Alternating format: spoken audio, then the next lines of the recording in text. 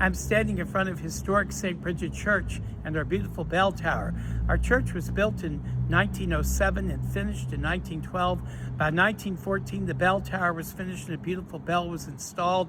Bells were rung manually back then, but several decades later, we began to use an electric mechanism to have the bells ring more regularly, not require human effort. Now, we've been through several generations of equipment, and it's time to replace the equipment again.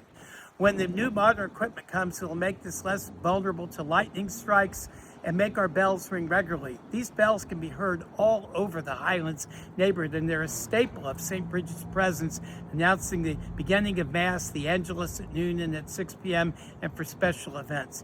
Your generous contribution to I Give Catholic will keep these beautiful bells ringing for decades to come. Thank you.